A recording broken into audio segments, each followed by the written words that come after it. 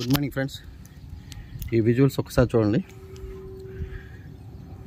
ఇది సింగనగర్ ఏరియాలోని నందమూరి నగర్ కాలనీ.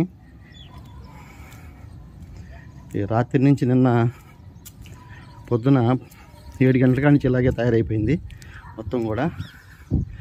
మనుషులు బయటకు పోవడానికి అవకాశం లేదు.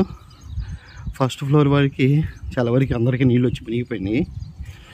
ఇప్పటివరకు ఎలాంటి గవర్నమెంట్ ఎలాంటి సహాయ సహకారాలు లేవు. చాలామందికి అయితే ఇప్పటికే తాగే నీరు కూడా అయిపోయింది.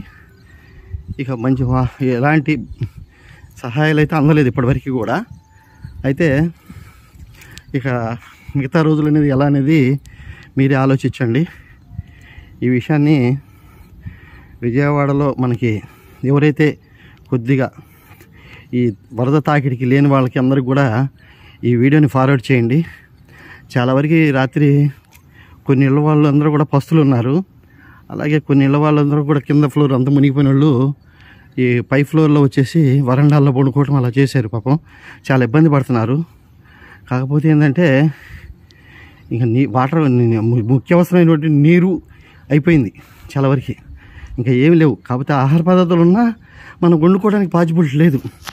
మనం వండుకోలేం కాబట్టి ఇక అది ఇబ్బంది. ఎన్ని ఉన్నా కూడా నీరు ఆహారం వండుకోకపోతే ఇబ్బంది.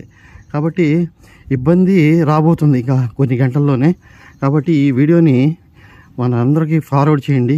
బెజవాడలో ఎన్ని గ్రూపులు అయితే ఉంటాయో అన్ని గ్రూపులు ఫార్వర్డ్ చేయండి ఫ్రెండ్స్. ఎందుకంటే నేను స్వచ్ఛందంగా ఇప్పుడు ఇది చూస్తున్నాను, నేను ఎక్స్పీరియన్స్ అవుతున్నాను, అనుభవిస్తున్నాను. నేను నా డ్యూటీకి బయలుదేరాను.